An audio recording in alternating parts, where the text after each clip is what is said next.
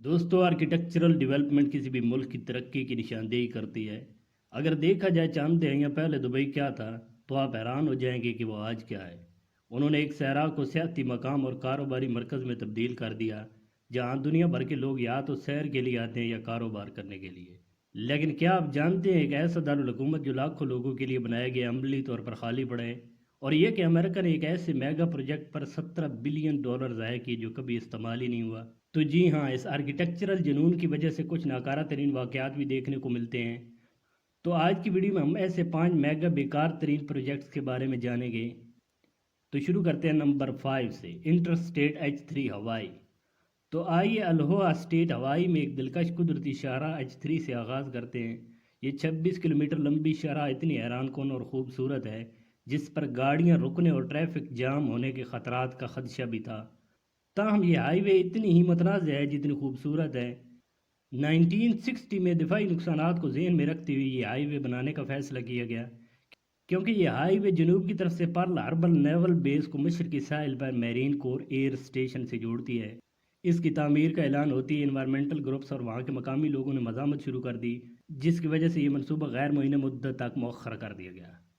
लेकिन 26 साल बाद 1989 में कांग्रेस ने तमाम रुकावटें हटा दी और मंसूबे पर काम शुरू कर दिया। बिल्लाखिर 1997 में इस शहर को लोगों के लिए खोल दिया गया। 37 साल बाद इस प्रोजेक्ट को इंजीनियरिंग का कमाल कहा गया, क्योंकि H3 इंटरस्टेट की तामीर के लिए जदीद टेक्नोलॉजी का इस्तेमाल किया गया। इस वादी में मकामी माहौल को खुशगवार रखने के लिए हाई टेक सुरंगें बनाई गईं। कई दहाइयों जदीद यानी महंगी टेक्नोलॉजी इस्तेमाल करने की वजह से ये प्रोजेक्ट अपने असल तखमीन शुदा बजट से 5 गुना महंगा हो गया है, और इसकी तामीर $1.3 बिलियन तक जा पहुंची, जो तकरीबन $50 मिलियन फ़ी किलोमीटर है। ये दुनिया की फ़ी किलोमीटर के हिसाब से सबसे महंगी हाईवे है। लेकिन असल मसला तो तब पेश आया जब यहाँ के लोगों ने इस हाईवे को इस्तेमाल करने से इनकार कर दिया। इसकी एक वजह तो हाईवे के डाउनटाउन होनोलुलु तक कोई सीधा रास्ता नहीं है। इसके अलावा वहाँ के मकामी लोग इसको एक लानती हाईवे भी समझते हैं, क्योंकि हाईवे की कंस्ट्रक्शन के दौरान बहुत सारे मजहबी टेम्पल को गिरा दिया गया था। H3 हाईवे यकीनन एक कामयाबी है, लेकिन मकामी ग्रुपों के लिए ये बेकार तरीन प्रोजेक्ट है। अगरचे ये दुनिया का सबसे बड़े बेकार प्रोजेक्ट में से एक है, लेकिन कम अज़ कम ये हमारी लिस्ट में अगले प्रोजेक्ट की तरह मुकम्मल तौर पर तर्कशुदा नहीं है। Number 4, स्यूडेड central airport. स्पेन को यूरोप का सबसे ज़्यादा ट्रैवलिंग डेस्टिनेशन कहा जाता है। इस वजह से स्यूडेड्री एयरपोर्ट बनाने का फैसला किया गया है, और इस एयरपोर्ट का विजन था कि मैड्रिड, जो कि स्पेन का कैपिटल है, कि एयरपोर्ट के मुतबादिल बनाया जाए। इस एयरपोर्ट के रनवे का शुमार यूरोप के 5 तवील तरीन रनवे में होता है, और ये एयरपोर्ट एक साल में 20 लाख मुसाफरों की खिदमत कर सकता है। हालांकि मैड्रिड एयरपोर्ट पर 70 लाख लोगों को हैंडल किया जा सकता है, लेकिन इस नए एयरपोर्ट पर सालाना 10 लाख लोगों की खिदमत को फराहम करने के लिए तोसी मनसूबे शुरू थे। चुनाचे काम शुरू करने से पहले $1.3 बिलियन का तखमीना लगाया गया, लेकिन 2012 में इस मंसूबे पर काम रोक दिया गया, क्योंकि इस प्रोजेक्ट पर काम करने वाली कंपनी बैंक करप्ट हो गई। लेकिन असल मसला ये नहीं था, मसला था प्रोजेक्ट की लोकेशन का। इसे सेंट्रल एयरपोर्ट तो कहा जाता है, लेकिन किसी भी लिहाज से ये सेंट्रल नहीं है, क्योंकि ये मैड्रिड सिटी से 200 किलोमीटर दूर वाक़ है। अब कोई भी मुसाफिर लैंड करता तो इसे किसी भी इलाके में जाने के लिए घंटों का सफ़र करना पड़ता। इसलिए सब बड़ी एयरलाइंस ने स्पेन के कैपिटल से फ़्लाइट्स को ऑपरेट करने को तरजीह दी। इफ्तिताह के पहले साल के अंदर ही नए तामीर शुदा एयरपोर्ट को भारी नुकसान उठाना पड़ा, और 2012 में इस एयरपोर्ट पर $350 मिलियन का कर्ज बाकी था। 2013 में इसे नीलामी के लिए पेश किया गया, लेकिन ख़रीदार कोई नहीं था। भला कौन लेता है ऐसे यूज़लेस प्रोजेक्ट को। और 2014 में इसे एक लावारिस जगह के तौर पर मशहूर कर दिया गया। मुतअद्दिद नीलामियों के बाद बिल्लाखिर 2019 में सिर्फ और सिर्फ €10,000 में फ़रोख्त किया गया। ये स्पेन का एयरपोर्ट €1 बिलियन की लागत से तामीर किया गया था, और अब इसे सिर्फ तैयारों को स्टोर करने के लिए इस्तेमाल किया जाता है। इसमें 300 से ज़ायद तैयारों को स्टोर किया जा सकता है, लेकिन इस वक्त सिर्फ 65 तैयारों को स्टोर किया गया है। ये दुनिया के एक मेगा बेकार तरीन प्रोजेक्ट में से है। Number 3, Myanmar capital. दुनिया के बेकार तरीन मनसूबों की फहरिस्त में तीसरे नंबर पर आता है म्यांमार का कैपिटल। ये नया कैपिटल है जो शुरू से बनाया गया है। म्यांमार की फौजी क़यादत ने 2002 में खुफिया तौर पर एक नया दारुल हुकूमत बनाना शुरू कर दिया है। ये म्यांमार पहला मुल्क नहीं है जो कैपिटल शिफ्ट कर रहा है। इससे पहले ब्राज़ील, मिस्र और पाकिस्तान समेत कई ममालिक ऐसा कर चुके हैं, लेकिन म्यांमार में ये मामला ज़रा उल्टा हो गया। 2005 में म्यांमार के लीडर ने अवाम के सामने एक नए कैपिटल का ऐलान किया, लेकिन तब तक कैपिटल के नाम को खुफिया रखा गया। कुछ अर्सा बाद दोबारा ऐलान किया गया और बताया गया कि कैपिटल का नाम नेपिडव है। جس کے لفظی مطلب ہے بادشاہوں کے رہنے کی جگہ۔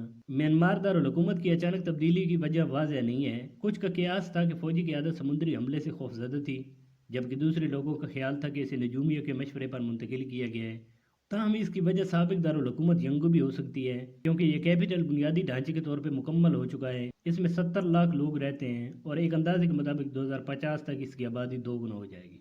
یا پھر ینگو کا ساحلی سمندر کے پاس ہونے کی وجہ سے میانمار کے دارالحکومت کو مرکزی مقام تک منتقل کرنے کے لیے شفٹ کیا گیا ہو، لیکن یہ نیا پروجیکٹ بڑی تیزی سے بنایا گیا ہے اور اس پر $4 بلین کا خرچ آیا ہے۔ نیپیدو کیپٹل میں 20 لائنوں والی ہائی وے بنائی گئی ہے اور اس میں 100 سے زائد لگژری ہوٹلز بنائے گئے ہیں۔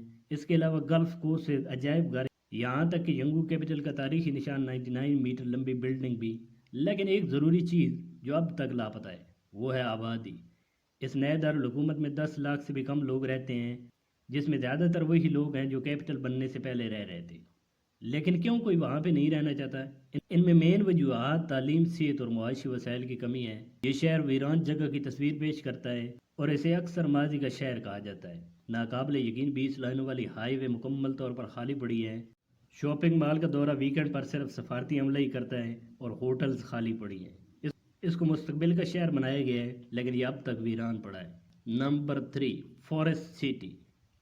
ملیشیا میں چینی انویسٹر مل کر ایک شہر بنا رہے ہیں جو مکمل طور پر آرٹیفیشل شہر ہے۔ اس کے ساتھ ایک آرٹیفیشل جنگل ہے۔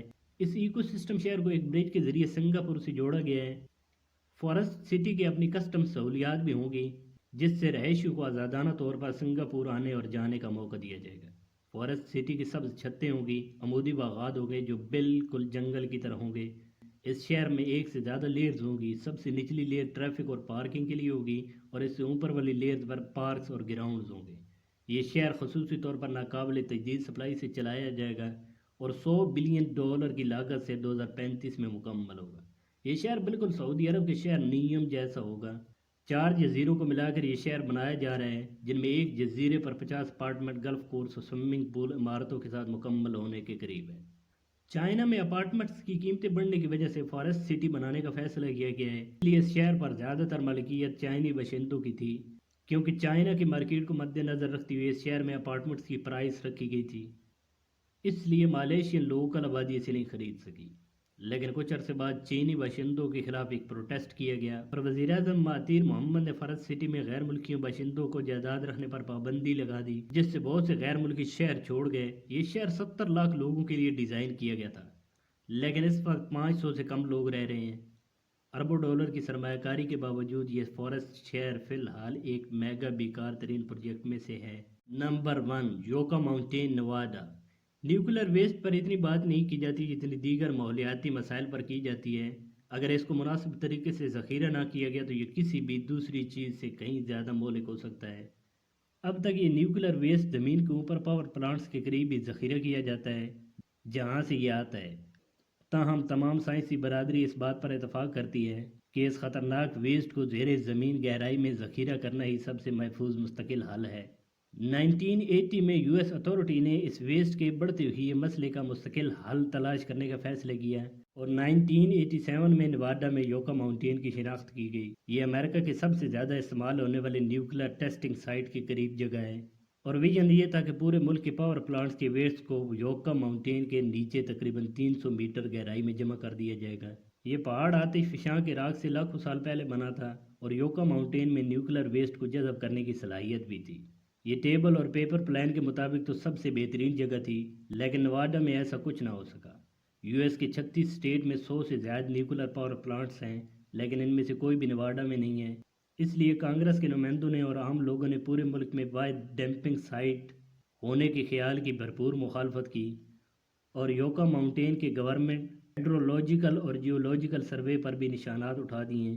مخالفین کا خیال تھا کہ یہ جگہ ذخیرہ کرنے کے لیے سوٹیبل نہیں ہے، کیونکہ اس سے امرا سوگی وادی میں بہنے والے پانی کو آلودہ ہونے کا خطرہ ہے، کیونکہ یہ پانی امریکہ کے مقامی لوگ استعمال کرتے ہیں جو صدیوں سے وہاں پہ رہ رہے ہیں۔ مخالفت کے باوجود اس پروجیکٹ کو 2002 میں منظوری مل گئی اور پاور ڈپارٹمنٹ نے اسے تعمیر کرنا شروع کر دیا۔ لیکن وقت گزرنے کے ساتھ ساتھ نواڈا کی مخالفت بڑھتی گئی۔ جب براک اوباما نے اقتدار سنبھالا تو یہ پروجیکٹ مکمل طور پر سیاسی ہو چکا تھا اور 2010 میں اوباما انتظامیہ نے اس کی فنڈنگ روک دی۔ 3 سال بعد پھر ایک وفاقی عدالت نے اسے دوبارہ شروع کرنے کا حکم دیا، لیکن اس میں بہت کم پیش رفت ہوئی۔ اور پھر جو بائیڈن انتظامیہ نے واضح طور پر کہا کہ یوکا ماؤنٹین اب امریکہ کا منصوبہ نہیں ہے، اور پھر کیا نیواڈا نے جنگ جیت لی۔ ان 4 دہائیوں میں منصوبہ بندی، قانونی پریشانی اور یوکا ماؤنٹین پر $17 بلین کا خرچ آیا، اور یہ میگا پروجیکٹ کبھی بھی استعمال نہیں ہو سکا۔ تو آج کی ویڈیو میں بس اتنا ہی، ملتے ہیں اگلی انٹرسٹنگ ویڈیو میں، تب تک اپنا خیال رکھیے۔